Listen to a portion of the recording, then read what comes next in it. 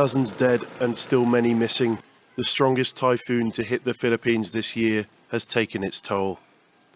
The number of confirmed deaths has risen this Sunday as many casualties were announced on the island of Bohol, a tourist hotspot. This could be set to increase over the coming days, with many communications still cut.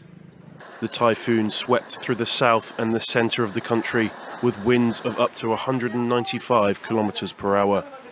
More than 300,000 people were forced to flee their homes, like here on the island of Mindanao.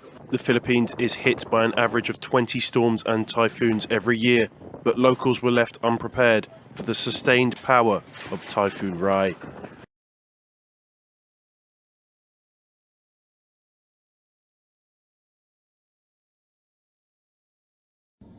Amid the ongoing migrant crisis along the Texas-Mexico border, Texas Governor Greg Abbott has now announced the construction of a partial wall on the borders with Mexico. Abbott said on Saturday that Texas has officially started the construction of the steel wall and accused U.S. President Joe Biden of not doing enough to prevent the escalating migrant crisis.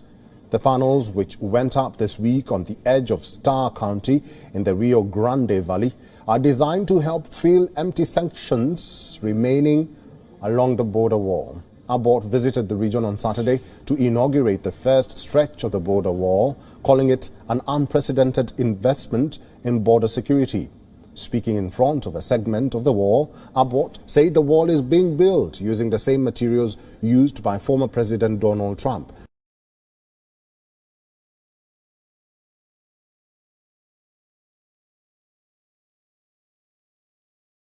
All right, let's now shift our attention to what is happening in the east of Africa, where the Ethiopian government has claimed that it is now gaining ground against the Tigrayan rebels in the civil war that is unfolding in the country.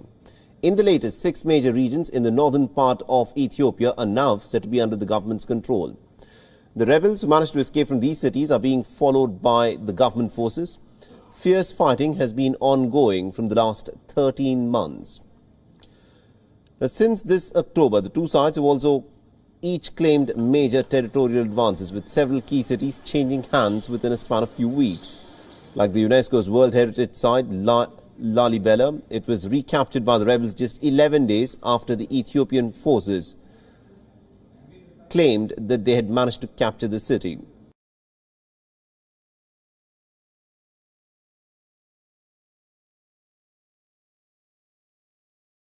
A month after the clashes against the French convoy of Operation Barkhane in the Sahel, Nigerian President Mohamed Bazoum has called on France to open an investigation into the clashes that took place in November on the routes of the military convoy of the Barkhane force. Bazoum made this call in a televised address as the country marked 63 years of independence from France.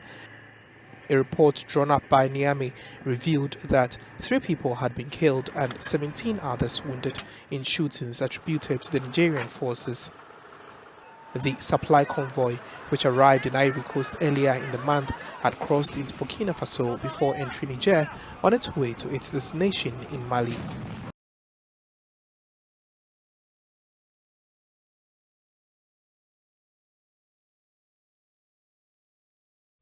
A Christmas tragedy on what was supposed to be a joy flight. 4 people on board, 2 adults and 2 children. The family are deeply traumatised, as you'd expect. The Rockwell International 4-seater took off from Redcliffe Aerodrome around 9 this morning and quickly got into trouble. The aircraft was seen to disappear behind mangroves. A short time later, another aircraft spotted the plane upturned in shallow water.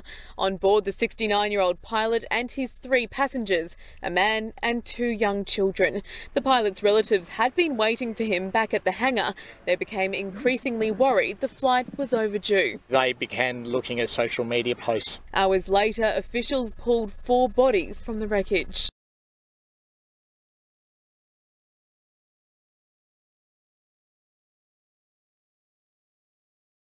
There's an appeal plan for a truck driver sentenced to 110 years in prison for a fiery crash that killed 4 people along I-70. Rohel Aguilera Medeiros was found guilty by a jury and sentenced this week in Jefferson County District Court.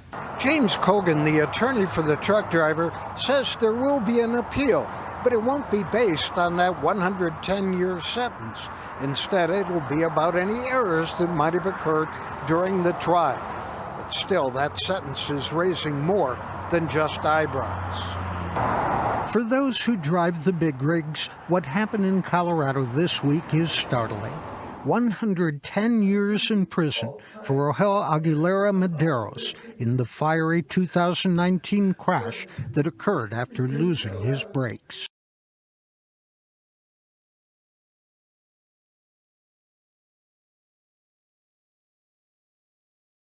Good evening. A sixth child has died following the devastating Jumping Castle tragedy in Tasmania. 11-year-old Chase Harrison sadly passed away in hospital this afternoon. Chase Harrison was just 11 years old, the keen basketballer passing away late this afternoon. The Hillcrest Primary School student joining a devastating roll call. Zane, Jai, Jalayla, Peter and 11-year-old Addison all taken too soon. Two classmates remain in critical condition, while today the 9th child seriously injured, a Year 6 student, bravely returned to the scene.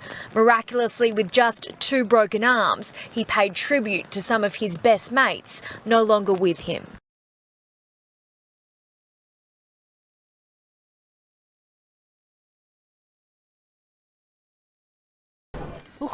In a bid to curb the spread of Omicron, the Dutch Prime Minister Mark Rutte has announced a strict lockdown for the Netherlands over the Christmas period.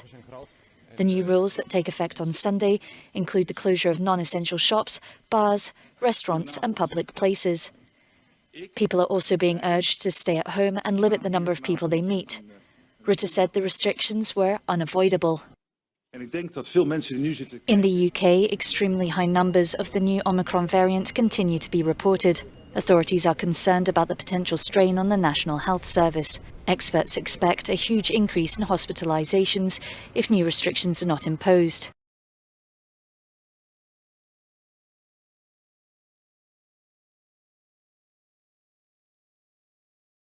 Deepening ties with the African continent in all areas, Turkey invited 16 heads of African states and over 100 ministers to Istanbul for a 2-day summit in the 3rd meeting of its kind.